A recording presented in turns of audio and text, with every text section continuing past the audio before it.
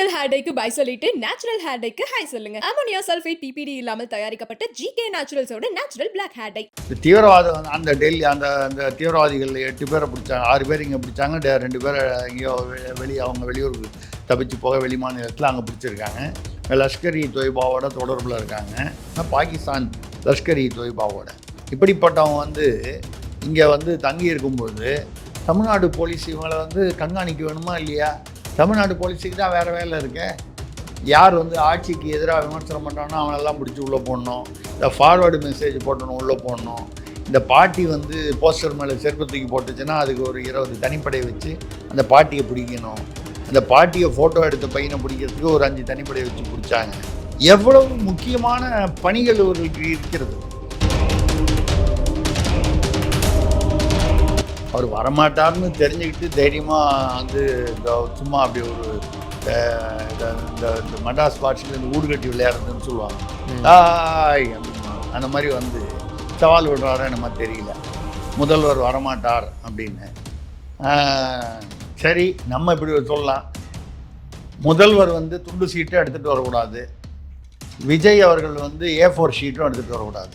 இந்த சவாலுக்கு முதல்ல ஆதவ் அர்ஜுனா தயாரா?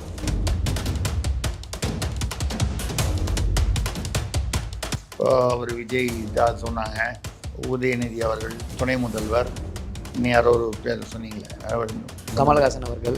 கமலஹாசன் உலக நாயகன் அவர். ஆமாம், இவங்கெல்லாம் வீடு கட்டி அங்கே ரிசார்ட்டாக வச்சுருக்காங்க. இல்லை உலக நாயகன்லாம் அங்கேயே இருக்கார் போல இருக்கு. அங்கே தான் இதெல்லாம் சட்ட விரோதமாக கட்டப்பட்ட பங்களாக்கள். கிட்டத்தட்ட 798 பேர் சட்டவிரோதமாக அந்த மாதிரி கட்டியிருக்காங்க. இதில் 440 பேர் அவங்களுக்கு நோட்டீஸ் விட்டுருக்காங்க மாநகராட்சியிலேருந்து. அதுக்கு மேல்முறையீடு பண்ணியிருக்காங்க. அது நீங்கள் இவ்வளோ நாளுக்குள்ளே இதை இடிக்கணும்னு கோடி கோடியாக பணம் போட்டு கட்டினவன் இடிக்கவா போகிறான்? கோர்ட்டில் போய் 25 லட்ச ரூபா செலவு பண்ணுவாங்களே தவிர வக்கீலுக்காக. அது ஒரு அபராதமாக 1 லட்சமோ 2 லட்சமோனா கட்ட மாட்டாங்க. அவங்களுக்கு அந்த ஈகோ, அந்த ப்ரெஸ்டீஜ் குறைஞ்சி போயிடும். கட்டின 798 பேர் அந்த 500 மீட்டருக்குள்ளே கட்டும்போது இந்த மாநகராட்சியும் அந்த இவங்களாவும் பார்த்துக்கிட்டு தானே இருந்தாங்க. கட்டும்போதே அவன் செங்கல் போட்டு அந்த அஸ்திவாரம் போடும்போதே அன்றைக்கே போய் அவன் கழுத்து பிடிச்சி ஏடா கட்டுறேன்னு கேட்டிருந்தா அவன் நடந்திருக்குமா? அப்போ என்ன அர்த்தம்? அன்றைக்கி காசை வாங்கிட்டு கட்ட விட்டுட்டாங்க. அப்போது கட்ட ஆரம்பிக்கும் போது ஒரு வசூல் நடந்திருக்கும். இப்போ இடிச்சிருவேன்னு சொல்லக்கூடிய இடத்துல ஒரு வசூல். ஆக வசூல்கள் தான் அதிகமாகுதே தவிர சட்ட விரோதம் தொடர்ந்து கொண்டே இருக்கும்.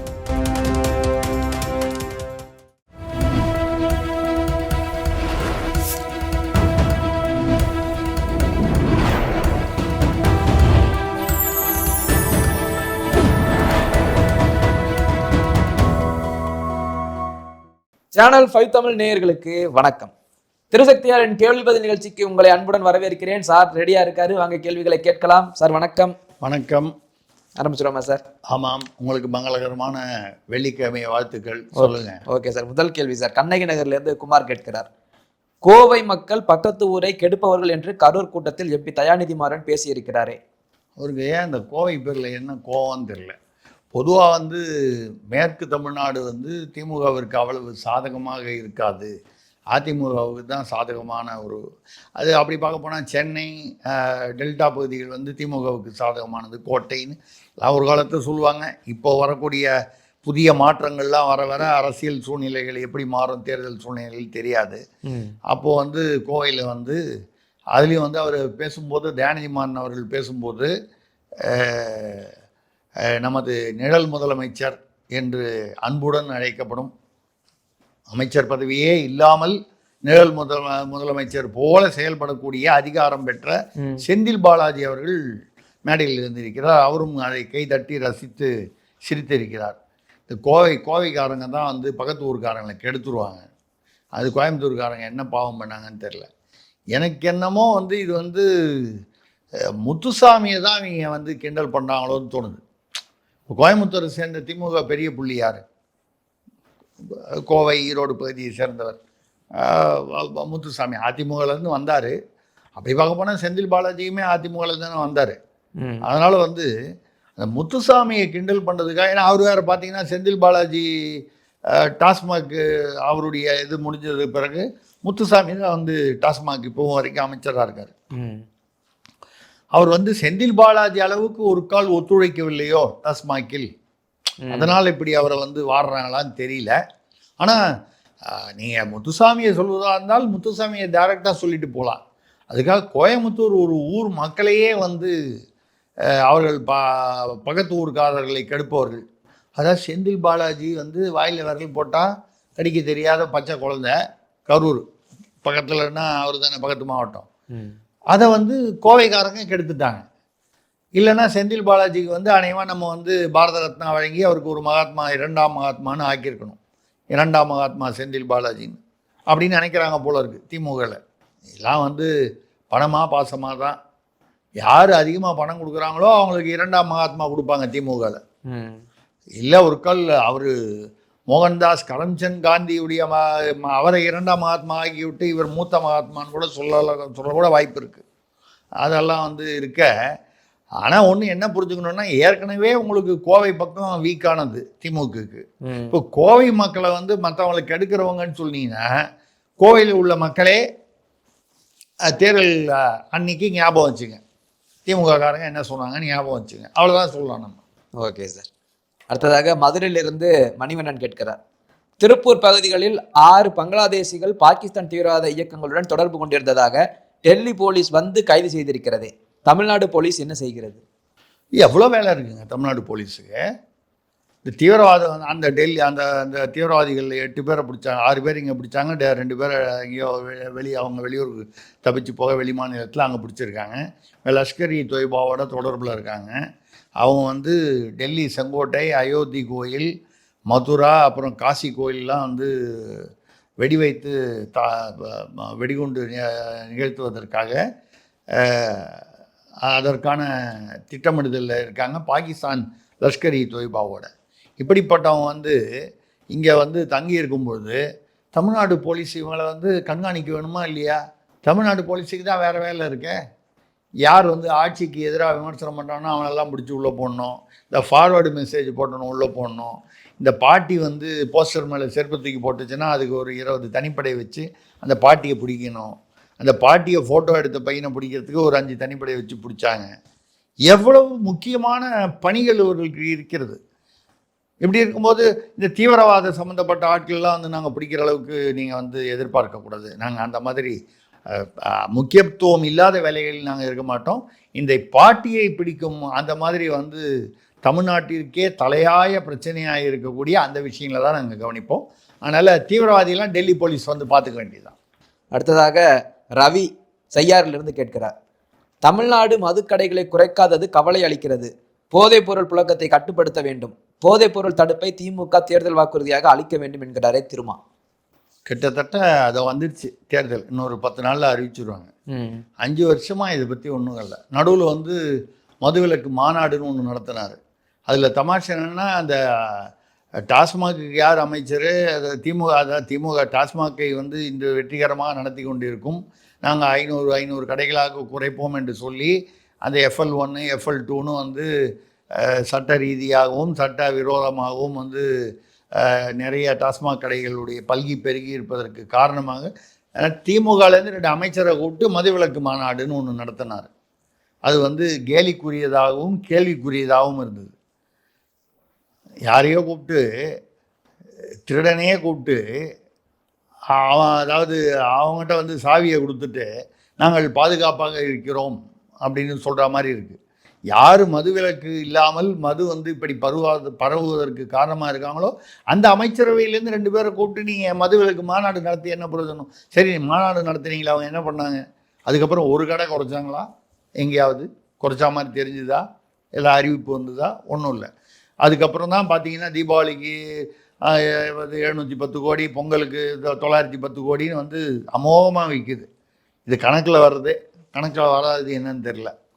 இப்படிப்பட்ட இதில் வந்து உங்களுக்கு வந்து அது என்ன கேட்டார், அவர் மதுக்கடைகளை அதில் அதுதான் அண்ணன் திருமா வந்து வர வர அவருக்கு வந்து ரொம்ப காமெடி. அவர் அநேகமாக வந்து வடிவேலுக்கு அப்புறம் வந்து நமக்கு ஒரு பெரிய அளவில் ஒரு காமெடி நமக்கு கிடைக்காம இருக்குது. ஒரு விவேக் அவர்கள் துரதிருஷ்டவசமாக கொரோனா பீரியடில் இதாகிட்டார். வடிவேல் அவர்களுக்கும் இப்போ ஒன்றும் பெரிய மார்க்கெட் இல்லை. இப்போ வடிவேலு அப்புறம் லொல்லு சந்தானம் கொஞ்சம் ஓரளவுக்கு உதயநிதியோட சில படங்கள் நடித்தார். அந்த மாதிரி இப்போ சொல்லிக்கொள்ளும்படியாக ஒரு பெரிய காமெடியன்னு இல்லை. போகிற போக பார்த்தா அண்ணன் திரும்ப அந்த இடத்த பிடிச்சிருவார் போல இருக்கு. 4.25 அரைக்கால் ஆண்டுகள் வரைக்கும் சும்மா இருந்துட்டு அடுத்த 10 நாளில் அதோ வரப்போகுது தேர்தல் அறிக்கைங்கும்போது மதுக்கடைகளை குறைக்க வேண்டும். இது 5 வருஷத்துக்கு முன்னால் அங்கே போய் எத்தனையோ தடவை முதல்வரை போய் பார்த்தார்ல, அப்போல்லாம் பேசலாம்ல, அப்போல்லாம் சொல்லலாம்ல, இல்லைன்னா போராட்டம் பண்ணலாம்ல, எதுவும் கிடையாது. அதை விட இன்னும் பெரிய காமெடி ஒன்று சொல்லியிருக்காரு, சூப்பர் காமெடி. இதை தேர்தல் அறிக்கையில் இவர்கள் சேர்க்க வேண்டும். 530 தேர்தல் அறிக்கை போன தடவை கொடுத்தாங்க. அதில் எவ்வளோ உட்காந்து அண்ணன் திருமாவை கேளுங்க, அதில் எவ்வளோ நிறைவேற்றிருக்காங்க டிக்கெட் அடிக்க சொல்லுங்கள். அவருடைய கருத்தில் திமுக அரசு கேட்க வேணாம், அவருடைய மனசாட்சிப்படி எவ்வளவு அதில் வந்து நிறைவேற்றிருக்காங்கன்னு. இப்போ தேர்தல் அறிக்கையில் வந்து சேர்த்துட்டா அது முடிஞ்சு போச்சா கதை? போன தடவையும் தேர்தல் அறிக்கையில் நீட் தேர்வு விலக்கு பற்றி பேசுனாங்க, மது விலக்கு பற்றி பேசுனாங்க, கச்சத்தீவு மீட்கிறத பற்றி பேசுனாங்க. இந்த மாதிரி நடக்காத விஷயங்கள்லாம் நிறைய பேசியிருக்காங்க. இப்போ இந்த தடவையும் அதே பேசுவாங்க. அப்போ இவர் வந்து என்னென்னா பாருங்கள், நான் சொல்லி தான் அவங்க வந்து தேர்தல் அறிக்கையில் சேர்த்துட்டாங்க. தேர்தல் அறிக்கையில் சேர்க்குறதும் டிஷ்யூ பேப்பரில் எழுதுறதும் ஒன்று தான். அண்ணன் திருமா வந்து அப்பப்போ தனக்கும் காமெடி வரும் என்று மக்களுக்கு நிரூபித்து கொண்டிருக்கிறார். அவ்வளோதான். அடுத்ததாக ராஜ்குமார் அரியலூர்லேருந்து கேட்கிறார், தாவேகாவில் விற்ற 50,000 விருப்ப மனுக்களில் 5,000 கூட திரும்பி வரவில்லையாமே. 100 ரூபா கொடுத்து சொல்லி கொடுத்தாங்க. அது சில பேர், எல்லாரும் இல்லை, சில பேர் அதை போய் பிளாக்ல விற்றாங்கன்னு சொல்கிறாங்க. அது எவ்வளோ தூரம் உண்மைன்னு தெரில.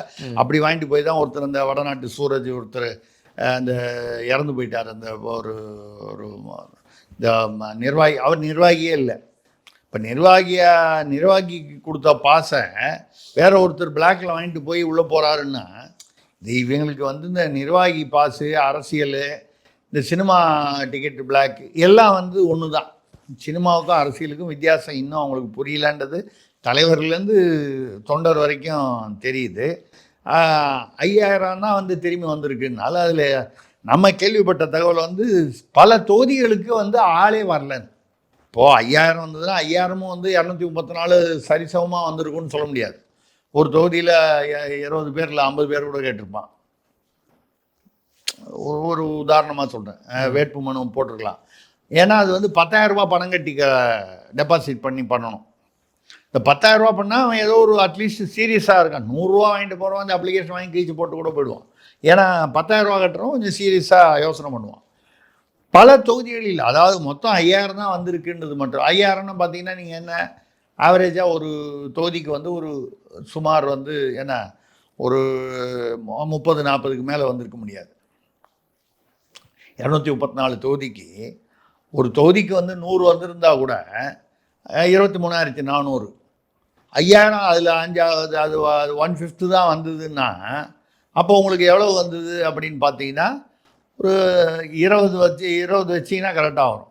சராசரியாக ஒரு தொகுதிக்கு 20 வேட்பாளர். இவ்வளவு பேர் கூட்டம் வரக்கூடிய, லட்சக்கணக்கில் கூட்டம் வரக்கூடிய அந்த கூட்டத்தில் தேர்தலில் நிற்கிறதுக்கு அதில் என்ன பிரச்சனைன்னா, அவர்களாம் முதல் தடவை தேர்தலில் நிற்கணும்னா அதில் வேறு வந்து 1 கோடி ரூபா புஷி ஆனந்த் வந்து 2 கோடி ரூபா டிடி கேட்குறாரு. அப்புறம் விஜய் தலையிட்டு அதை 1 கோடி ஆக்கிட்டாருன்னா 10,000 ரூபா கொடுக்குறதோடு நிற்க போகிறது இல்லை.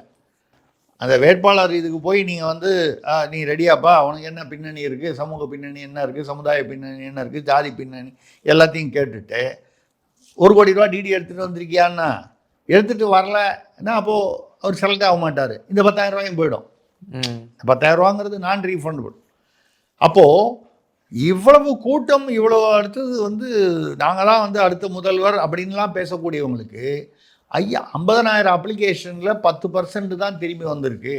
பல தொகுதிகளில் வந்து, அதாவது பல தொகுதிகள்னால் 234 ஏதோ சில தொகுதிகளில் ஆளே வந்து யாரும் அப்ளை பண்ணல, சில தொகுதிகளில் அப்படின்னு சொல்கிறாங்க. இல்லை ரொம்ப சொற்பமாக 3-4 பேர். ஏன்னா 3-4 பேர் இருக்கான்றதுனால அந்த 3-4 பேரில் ஒருத்தருக்கு கொடுத்துட முடியாது, ஏதோ ஒரு தகுதி பார்க்கணும். அந்த மாதிரி வந்து வந்திருக்கு. அப்படிங்கும்போது பொதுவாக வெளியே மக்களிடமும் என்ன ஒரு அபிப்பிராயம் இருக்குது, இவர்கள் வந்து ரொம்ப ஷோ அதிகமாக காமிக்கிறாங்க அப்படின்னு. அதே மாதிரி இவங்க வந்து இப்போது எப்படி வந்து இப்போ அந்த தொகுதிகளுக்கெல்லாம் வந்து வேட்பு மனுவே சரியாக வரல, தகுதியானவர்கள் இல்லை என்றால் இவர்களாக பார்த்து யாரையாவது நிற்க வைக்க வேண்டும்.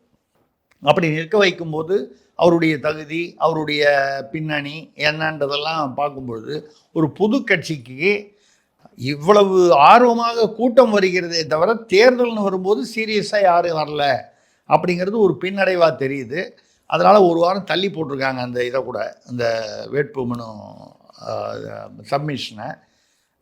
ஓரளவுக்கு சமாளித்து எப்படியாவது இந்த தேர்தலில் வந்து 234 தொகுதிகளிலும் யாரையாவது நிற்க வைக்கலன்னா மரியாதை இருக்காது.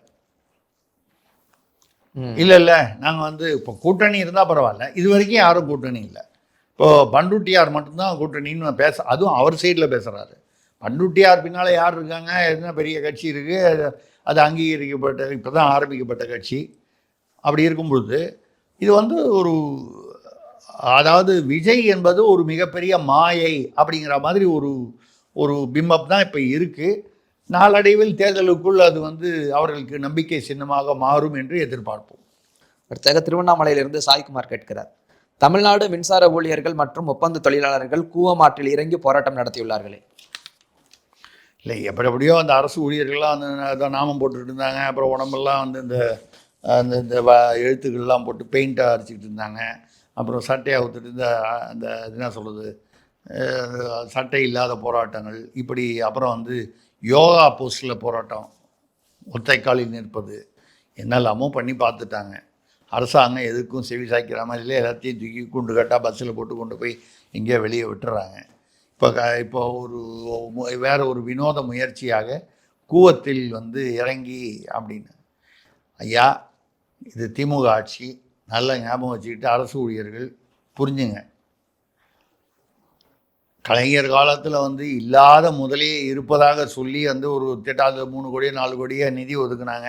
அப்புறம் ஏன் வந்து கூவத்தை வந்து சீரமைக்கலைன்னு கேட்டதுக்கு அதில் முதல்ல இருக்குதுன்னு சொல்லிட்டாங்க. அதனால் உல்லாசப்படகு விட முடியாது, அதனால் சீரமைக்கலை, அதை அழகுபடுத்தவில்லைன்னு சொல்லி தப்பிச்சிக்கிட்டாங்க. அந்த அன்றைக்கே 40 வருஷத்துக்கு முன்னாலேயே அந்த 3-4 கோடி ரூபா வந்து முடிஞ்சுது. ஆனால் இப்போ கூவத்தில் வந்து நீங்கள் வந்து போராட்டம் பண்ணி இறக்கி விட்டா, அன்னைக்கு விட்டு போன முதலையை தேடி கண்டுபிடிச்சி கொண்டு வந்து இன்றைக்கி இறக்கி விட்டாலும் விட்டுவிடுவாங்க. போராட்டத்தை கலைப்பதற்கு ஜாக்கிரதையாக இருங்கள், உஷாராக இருங்கள். ஏன்னா கூவம்னாலே முதலைன்னு நமக்கு ஒரு இது இருக்குது. அப்போ வராத முதலையே இப்போ வந்து கண்டுபிடிச்சி, அது ஒரு காலம் அப்போ குட்டியாக இருந்த முதலை கூட வளர்ந்து இவ்வளோ வருஷத்தில் வந்து முதிர்ந்து இருக்கலாம். இந்த முதலையை வந்து இறக்கி விட்றேன்னு சொல்லி இறக்கி விட்டுற போகிறாங்க. இவங்களை நம்பி இப்படி வினோத போராட்டத்தில் இறங்காதீர்கள், உயிரை பாதுகாத்து கொள்ளுங்கள். அடுத்ததாக பாண்டிச்செல்வம் திருப்பூரிலிருந்து கேட்கிறார், தைரியம் இருந்தால் முதல்வர் ஸ்டாலின் எங்கள் தலைவர் விஜயோடு ஒரே மேடையில் ஒண்டிக்கு ஒண்டி விவாதம் செய்ய தயாரா என்று ஆதவ் அர்ஜுனா சவால் விடுகிறாரே. அதை முதல்வர் தான் பதில் சொல்லணும். அவர் வரமாட்டார்னு தெரிஞ்சுக்கிட்டு தைரியமாக வந்து சும்மா அப்படி ஒரு இந்த மடாஸ் பாட்சியில் இந்த ஊடு கட்டி விளையாடுறதுன்னு சொல்லுவாங்க, ஆய் அப்படின்வாங்க. அந்த மாதிரி வந்து சவால் விடுறாரா என்னமா தெரியல. முதல்வர் வரமாட்டார் அப்படின்னு. சரி, நம்ம இப்படி சொல்லலாம், முதல்வர் வந்து துண்டு சீட்டும் எடுத்துகிட்டு வரக்கூடாது, விஜய் அவர்கள் வந்து A4 ஷீட்டும் எடுத்துகிட்டு வரக்கூடாது. இந்த சவாலுக்கு முதல்ல வந்து ஆதவ் அர்ஜுனா தயாரா அப்படிங்கிறத நம்ம பதில் சவாலாக வைத்துவிட்டு அதோடு முடித்துக் கொள்வோம். Okay sir. அடுத்ததாக கன்னியாகுமரியிலிருந்து பிரசாந்த் கேட்கிறார், துணை முதல்வர் உதயநிதி, தாவேகா தலைவர் விஜய், மக்கள் நீதி மய்யம் தலைவர் கமல் உள்ளிட்டோரின் ECR பங்களாக்கள் குறித்த விசாரணையை மே மாதத்திற்குள் முடிக்க நீதிமன்றம் உத்தரவிட்டுள்ளது. ஆமாம், அதாவது இந்த கடற்கரையை ஒட்டி வந்து இந்த 200 மீட்டருக்குள்ளே 500 மீட்டருக்குள்ளெல்லாம் வந்து எந்தவித கட்டடமும் கட்டக்கூடாதுன்னு மத்திய அரசுடைய சட்டம் இருக்குது. கோஸ்டல் ஜோன் அப்படின்னு அந்த அந்த இதில் வந்து மீறி பல தொழிலதிபர்கள், நடிகர்கள், அவர் விஜய் தான் சொன்னாங்க, உதயநிதி அவர்கள், துணை முதல்வர், இன்னும் யாரோ ஒரு பேர் சொன்னீங்களே, கமலஹாசன் அவர்கள். கமலஹாசன், ஐயோ உலக நாயகன் அவர். ஆமாம், இவங்கெல்லாம் வீடு கட்டி அங்கே ரிசார்ட்டாக வச்சுருக்காங்க. இல்லை, உலக நாயகன்லாம் அங்கேயே இருக்கார் போல இருக்குது. அங்கே தான் இதெல்லாம் வந்து சட்ட விரோதமாக கட்டப்பட்ட பங்களாக்கள். இப்போ இவரெல்லாம் பிரபலமானவர்கள்ன்றதுனால இந்த பேர்கள்லாம் வருது. கிட்டத்தட்ட 798 பேர் வந்து சட்டவிரோதமாக அந்த மாதிரி கட்டியிருக்காங்க. இதில் 440 பேர் வந்து அவங்களுக்கு நோட்டீஸ் விட்டுருக்காங்க மாநகராட்சியிலேருந்து. அதுக்கு மேல்முறையீடு பண்ணியிருக்காங்க. அது நீங்கள் வந்து இவ்வளோ நாளுக்குள்ளே வந்து இதை இடிக்கணும்னு. கோடி கோடியாக பணம் போட்டு கட்டினவன் இடிக்கவா போகிறான்? அதுக்கு லட்சத்தில் செலவு பண்ணி அதை காப்பாற்றுறதுக்கு அவனுக்கு வழி தெரியாதா? இதில் 440 பேர் வந்து மேல்முறையீடுனா கோர்ட்டுக்கு போகல, அதே மாநகராட்சியில் மேல்முறையீடு பண்ணியிருக்காங்க. மேல்முறையீடு பண்ணால் என்ன, சட்டவிரோதம்னா ரிஜெக்ட் பண்ணிவிட்டு இடிக்க வேண்டியதானே. ஒரு 84 பேருக்கு வந்து அவர்களுடைய கோரிக்கை மேல்முறையீடு முடித்து வைக்கப்பட்டது. முடித்து வைக்கப்பட்டதுன்னா என்ன அர்த்தம் நீங்கள் தான் புரிஞ்சுக்கணும், மக்களுடைய யூகத்தையே விட்டுருவோம். முடித்து வைக்கப்பட்டது வந்து அவர்கள் செய்ய வேண்டியதை செய்து நிறைவேற்ற வேண்டியதை நிறைவேற்றி அது ப்ராப்ளம் சால்வ்டு. இப்போ இது உயர்நீதிமன்றத்துக்கு போகும்போது இதை வந்து நீங்கள் இந்த 700 எவ்வளவு பாக்கி இருக்கோ அத்தனை பேர் விஷயத்தையும் நீங்கள் டீல் பண்ணி இதை வந்து மே மாதத்துக்குள்ளே முடிக்கணும், மார்ச்சுக்குள்ளே ஒரு ரிப்போர்ட் கொடுக்கணும், மே மாதத்துக்குள்ளே கம்ப்ளீட்டாக முடிக்கணும்னு சொல்லியிருக்காங்க. எங்கே வந்து இடிச்சிருவா போகிறாங்க, எல்லாருக்கும் வந்து ஒரு 50,000 ரூபா ஃபைன் போடுறேன், பெனால்ட்டி போடுறேன்னு சொல்லி அவங்களுக்கு ஒரு 5 கோடி கட்டி 5 கோடி செலவு பண்ணி ஒரு பங்களா கட்டினவங்களுக்கு ஒரு 50,000 ரூபாயோ 1,00,000 ரூபாயோ ஃபைன் கட்டுறது ஒன்றும் பெரிய விஷயம் இல்லை. ஒரு கால் விஜய் மாதிரி விஜய் ஏற்கனவே வந்து ஒரு ரோல்ஸ் ராய்ஸ் கார் வாங்கினதுக்கு 26 லட்ச ரூபா கட்ட மாட்டேன்னு சொல்லி 20 லட்ச ரூபா செலவு பண்ணி வக்கீல் வச்சு கோர்ட்டில் வழக்கு நடத்தினார். இப்போவும் வந்து வரி கட்ட மாட்டேன்னு சொல்லி ஒரு விஷயத்தில் அதுவும் நடந்துக்கிட்டு இருக்கு. அந்த 1.5 கோடி ரூபா புலி படத்தில் நடித்தது வந்து அந்த வருமானத்தை மறைத்து விட்டார் என்பதற்காக. அப்போ இவங்கெல்லாம் நீங்கள் வந்து பார்த்தீங்கன்னா கோர்ட்டில் போய் 25 லட்ச ரூபா செலவு பண்ணுவாங்களே தவிர வக்கீலுக்காக, அது ஒரு அபராதமாக 1 லட்சமோ 2 லட்சமோனா கட்ட மாட்டாங்க. அவங்களுக்கு அந்த ஈகோ அந்த ப்ரெஸ்டீஜ் குறைஞ்சி போயிடும். ஏன்னா இதில் இப்படி கட்டியிருப்பவர்கள் எல்லாருமே இப்போ நம்ம வந்து 3 பேர் பிரபலமாக இருக்காங்க பொது வாழ்க்கையிலங்கிறதுனால அவங்க பேர் சொல்லிட்டோம். எல்லாருமே தொழிலதிபர்கள், நடிகர்கள், பெரும் வியாபாரிகள், பெருந்தனக்காரர்கள். அவ்வளோ சீக்கிரம் முடிஞ்சுதா? 2வது கட்டின 798 பேர் வந்து அந்த 500 மீட்டருக்குள்ளே கட்டும்போது இந்த மாநகராட்சியும் அந்த இவங்களாவும் பார்த்துக்கிட்டு தானே இருந்தாங்க. கட்டும்போதே அவன் செங்கல் போட்டு அந்த அஸ்திவாரம் போடும்போதே அன்றைக்கே போய் அவன் கழுத்து பிடிச்சி ஏடா கட்டுறேன்னு கேட்டிருந்தா அவன் நடந்திருக்குமா? அப்போ என்ன அர்த்தம்? அன்றைக்கி காசை வாங்கிட்டு கட்ட விட்டுட்டாங்க. இதுக்கு என்ன தீர்வு வரப்போகுது? சும்மா இந்த முடித்து வைக்கப்பட்டதுன்னு 84 பேர் ஒரு மே மாதத்துக்குள்ளே மறுபடியும் ஒரு அக்டோபர் வரைக்கும் டைம் வாங்கிட்டு 798 இதுவும் முடித்து வைக்கப்பட்டது முடித்து வச்சுருவாங்க. அப்போது கட்ட ஆரம்பிக்கும் போது ஒரு வசூல் நடந்திருக்கும், இப்போ இடிச்சிருவேன்னு சொல்லக்கூடிய இடத்துல ஒரு வசூல். ஆக வசூல்கள் தான் அதிகமாவதே தவிர சட்டவிரோதம் தொடர்ந்து கொண்டே இருக்கும். Okay sir.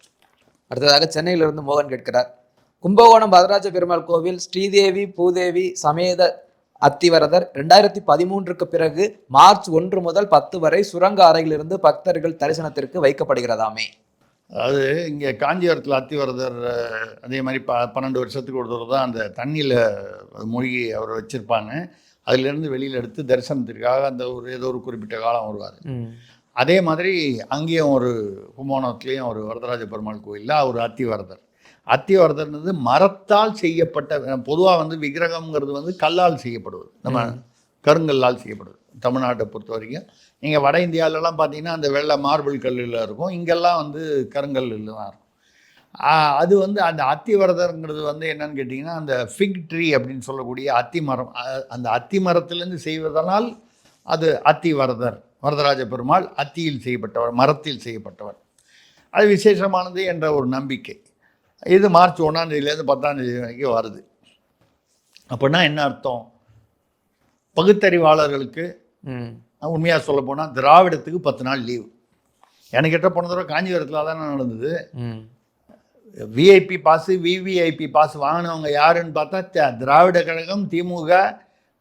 ஏன்னா இவங்க தான் வந்து கடவுள் மறுப்பு, கடவுளை நம்புவன் முட்டாள், அயோக்கியன், காட்டுமராண்டின்னு சொல்கிறது வந்து அநேகமாக திராவிட கழகங்கள், திமுக அவங்க தானே வந்து இப்போ கூட வந்து டெங்கு மலேரியான்னு சனாதனத்தை சொல்லியிருக்காங்க. அநேகமாக விஐபி பாஸ் வந்து காஞ்சிபுரத்தில் எப்படி வாங்கினாங்களோ இப்போ கும்பகோணத்தில் திமுக இவங்க தான் வந்து முதல்ல போய் பாஸ் வாங்குவாங்க. அதனால் மார்ச் 1லிருந்து 10 வரை திராவிடத்திற்கும் பகுத்தறிவிற்கும் தமிழ்நாட்டில் விடுமுறை அளிக்கப்பட்டிருக்கிறது. Okay sir. அடுத்ததாக காரைக்குடியிலிருந்து மலர்விழி கேட்குறாங்க, மாநில உரிமைகளை வழங்கக்கூடிய மத்திய அரசு அமையவில்லை, இருக்கும் அதிகாரங்களை வைத்தே இவ்வளவு முன்னேறி வருகிறோம் என்கிறாரே முதல்வர். இல்லை, இவ்வளவு முன்னேறி வருகிறோம்னா அவர் தமிழ்நாட்டு அரசை சொல்கிறாரா, திமுக கட்சி சொல்கிறாரா, கட்சியோட கஜானாவை சொல்கிறாரா, கட்சி அமைச்சர்கள் நிர்வாகிகளுடைய கஜானாவை சொல்கிறாரான்னு தெரியல. மாநிலத்திற்கு அதிகாரம் வந்து குறைவாகத்தான் இருக்கிறதுன்னு வருத்தப்படும் போதே இவ்வளவு லட்சம் கோடி இவங்க சேர்த்துருக்காங்கன்னா இன்னும் கொஞ்சம் அதிகாரம் கொடுத்தா என்ன ஆகுங்கிறது நினச்சி பாருங்க. இப்போவே தமிழ்நாட்டில் பாதி வந்து அந்த கட்சி அமைச்சர்கள், மாண்புமிகுகள், நிர்வாகிகள் இவங்க தான் வந்து தமிழ்நாட்டில் பாதி வந்து ஓசூரில் வந்து ஏர்போர்ட் வரப்போகுது 2000 ஏக்கர் முன்னாலே போய் வாங்கிடுறாங்க. பரந்தூரில் வருது 2000 ஏக்கர் வாங்கிடுறாங்க. தேனி உசிலம்பட்டியில் ஏலக்காய் எஸ்டேட்டு 1500 கோடி 1500 ஏக்கர் வாங்குறாங்க. இப்படி இந்த 100 இல்லை, எல்லாமே 1000 கோடிகளில் தான். இது அதிகாரம் வந்து குறைவாக இருக்குதுன்னு வருத்தப்படும் போது இன்னும் அதிகாரம் அதிகமாக கொடுத்தா என்ன ஆகும்? சரி, இதெல்லாம் ரைட்டு. இப்போ இந்த மோடி வந்ததுக்கப்புறம் தானே, இந்த பிஜேபி வந்ததுக்கப்புறம் தானே இந்த வருத்தம் வருது. 2004லிருந்து 2014 வரைக்கும் மன்மோகன் சிங் ஆட்சி, யூபிஏ ஆட்சி, நீங்களும் தானே அதில் இருந்தீங்க. அப்போ இந்த மாநிலத்துக்கு கொடுக்க வேண்டிய அதிகாரங்களை போராட்டம் செய்தோ வற்புறுத்தியோ, அரசியல் ரீதியாக வற்புறுத்தியோ, காங்கிரஸ் அரசு தானே, யூபிஏ அரசு தானே உங்களை நம்பி தானே இருந்தாங்க. நீங்கள் இல்லைன்னா கவுந்துருன்ற மாதிரி. அப்போ வாங்கியிருக்கலாமே, அப்போ சும்மா தானே இருந்தீங்க. அப்போ இப்போ வந்து என்னன்னால் மோடி அரசுக்கு எதிராக ஏதாவது ஒன்று சொல்லணும், ரெண்டாவது ஏதாவது ஒன்று கேட்டால் நிதி வரலன்னு சொல்லணும். இப்போ பார்த்தீங்கன்னா இந்த ஆர்டி கல்வி, ரைட் டு எஜுகேஷன், கல்வி உரிமை, அதில் வந்து எம்ஓயில் கையெழுத்து போடுறேன்னு வந்து சீஃப் செக்ரட்டரியே லெட்டர் போட்டார் சென்ட்ரல் கவர்மெண்ட்டுக்கு 2002 வரைக்கும் இந்த ஆட்சியில். ஆனால் அதுக்கப்புறம் போடலை. அவங்க என்ன சொல்கிறாங்கன்னா, அந்த எம்ஓயில் கையெழுத்து போட்டால் அந்த திட்டத்தின் கீழ் உங்களுக்கு நிதி கொடுக்கப்படும். அதில் முதல் தவணையாக வந்து உயர்நீதிமன்றத்துக்கு போய் அவங்க வந்து சரி கொடுங்க, ஒரு தவணையாவது கொடுங்கன்னு சொல்லி கொடுத்துட்டாங்க. இப்போ இன்னும் கையெழுத்து போட மாட்டேன்னு பிடிவாதம் முடிக்கிறாங்க. அது என்ன, எது கேட்டாலும் அது வர வேண்டிய அமௌண்ட் எவ்வளோன்னா 2000 கோடி. இந்த 2000 கோடி வரல, 2000 கோடி வரலன்னு சொல்லி அதனால தான் தமிழ்நாட்டில் எந்தவித டெவலப்மெண்ட்டும் வந்து பண்ண முடியல, முன்னேற்றமும் பண்ண முடியல. ஏன்னா அரசு வந்து மத்திய அரசு 2000 கோடி பணத்தை வந்து நிறுத்தி வைத்திருக்கிறது. இப்போ ஆளுக்கு 5000 ரூபான்னு சொல்லி 6500 கோடி கொடுக்குறீங்களே, எங்கேருந்து வருது? ஆதி திராவிடர் அவர்களுடைய நல நிதி தாட்கோ, அந்த நிதியிலேருந்து 11,000 கோடி எடுக்கப்பட்டிருக்கிறது. இதுக்காகவும் இன்னும் சில கடன் மற்ற இலவசங்களுக்காக ஆதி திராவிடர், மீனவர்கள். நீங்கள் 2000 கோடி மத்திய அரசுலேருந்து வரலன்றதுனால இது எது கேட்டாலும் நின்று போச்சுன்னா, ஏங்க பஸ்ஸு நின்று போச்சு, ஏங்க பஸ்ஸில் டயரு தனியாக பிரித்து ஓடுது? மத்திய அரசு 2000 கோடி தரலைங்க. வேறு ஒன்று, ஏங்க ஸ்கூல் பில்டிங் இருந்து ஒழிஞ்சுது, மத்திய அரசு தரல. பிரிட்ஜு ஏன் வந்து விரிசல் விட்டது, 2000 கோடி தரல. ஆனால் இந்த 6500 கோடி ரூபா எங்கே எப்படி வந்துச்சு? இப்போ ஒரே நாளில் நினச்சி காலையில் 7:30 மணிக்கு வந்து முடிவு பண்ணி 8 மணிக்கு வந்து எல்லாருக்கும் கிரெடிட் ஆகிடுச்சு. இல்லை, இப்போ அதிகாரம் குறைவாக இருக்கும் போதே இப்படி என்றால் உங்களுக்கு அதிகாரம் அதிகமாக கொடுத்தால் என்ன ஆகும்? திடீரென்று தமிழ்நாடு என்ற பெயர் மாறி ஏதோ அவங்க குடும்பத்தில் ஒரு பெயராக வச்சுருவாங்க. நம்ம எல்லாரும் அகதிகள் ஆகிடுவோம். இல்லை, நம்ம வந்து வேறு மாநிலங்களுக்கு குடி போக வேண்டிய அவசியம் வந்து விடலாம். கேள்விகள் எல்லாம் முடிஞ்சது. இன்றைய நாள் காதோடு போல ஒரு KN நேரு அவர்கள் வந்து அந்த 1020 கோடி ஊழல் வந்து பெருசாகிட்டு இருக்கு. எந்த சமயமும் KN நேரு கைது செய்யப்படலாம்னு போனதோட ஒரு கேள்வியில் நம்ம பதில் சொல்லும்போது பேசியிருந்தோம். அது பெரிதாகி கொண்டே வருகிறது. ஏன்னா அதில் வந்து IPS IAS அதிகாரிகளும் சிக்குகிறார்கள்.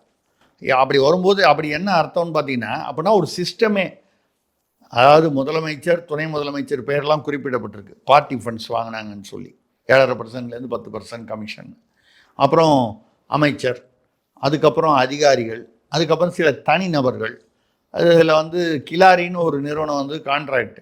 அது எப்போவுமே பார்த்தீங்கன்னா இந்த மாதிரி கான்ட்ராக்ட், இந்த குல்மால் பண்ணி கொடுக்குற கான்ட்ராக்ட் பூரா தமிழ்நாட்டுக்காரனுக்கு கொடுக்க மாட்டாங்க. ஆந்திராக்காரனு கொடுப்பாங்க, கேரளாக்காரனு கொடுப்பாங்க, வேறு யாருக்கோ. ஆக திராவிடத்துக்கு தான் கொடுப்பாங்க, தமிழ்நாட்டு கிடையாது. இது ஏற்கனவே உள்ள விஷயம். இதில் வந்து இப்போது வரக்கூடிய ஒரு செய்தி என்னன்னா, ஒரு பிரபலமான ஒரு ஹோட்டல் நிருபர், நல்லா வசந்தமாக ஹோட்டல் நடத்துகிறவர், அவர் வந்து அவர் ஹோட்டல் நடத்திட்டு இருக்கார். அவருக்கு வந்து இந்த இன்டகிரேட்டட் ஸ்டாம் வாட்டர் ட்ரெயின், அதாவது இந்த புயல் வெள்ளத்தினால வரக்கூடிய அந்த தண்ணீர் இருக்கு இல்லையா, அதை வடிகால் திட்டம். ஏன்னா அதுதானே தேங்குது ரோட்லேயோ இல்லை ஒரு காலனி வீடுகளில் அப்பார்ட்மெண்ட்டில் எல்லா இடத்துலையும் தங்குது. அதை வடிகால், அது தண்ணீர் வந்து பூமிக்குள், அதுக்கு ஒரு திட்டம், அதுக்கு ஒரு கான்ட்ராக்ட் 1200 கோடி ரூபாய் பொறுமானம் உள்ள கான்ட்ராக்ட். இதை அவர் கொடுத்துருக்காங்க. நார்மலாக ஒரு கான்ட்ராக்டர்கிட்ட வந்து ஒரு கான்ட்ராக்டை கொடுக்கணுன்னா அந்த தொழிலில் அவருக்கு வந்து முன் அனுபவம் இத்தனை வருஷம் இருக்கணும்னு இருக்கு. இவர் ஹோட்டல் அதிபர். நான் நினைக்கிறேன் இவங்க தமிழை வந்து தப்பாக புரிஞ்சுக்கிட்டாங்க திமுக ஆட்சியில். ஹோட்டல் அப்படிங்கிறதுனால இந்த வெள்ள நீரோ இந்த புயல்னால வர்ற நீரையும் அவர் ஓட்டிடுவார். ஹோட்டல் ஓட்டுவது என்று முடிவு பண்ணி அவருக்கு கொடுத்துருக்காங்க. இது இப்போ வெளியாக இருக்குது. இப்போ எந்நேரமும் அவருக்கு சிக்கல் வரும். இது விதியை மீறி தானே. கண்டிப்பாக வந்து அந்த தொழிலில் ஈடுபடாத சம்மந்தமே இல்லாத ஒரு ஹோட்டல்காரர் கொடுக்குறீங்கன்னா என்ன அர்த்தம்னா அவர் பேரில் கொடுத்துட்டு அதுக்கப்புறம் அது வேறு யாருக்கோ இது தானே வழக்கம். அவர் வந்து சிக்குகிறார். அவர் 2 எழுத்து பெயருடையவர். வசந்தமாக நல்லா சந்தோஷமாக எல்லாரும் போய் வந்து நம்ம வீடு அப்படின்னு சொல்கிற அளவுக்கு ஒரு ஒரு ஹோட்டல் நடத்திக்கிட்டு இருந்தவர்.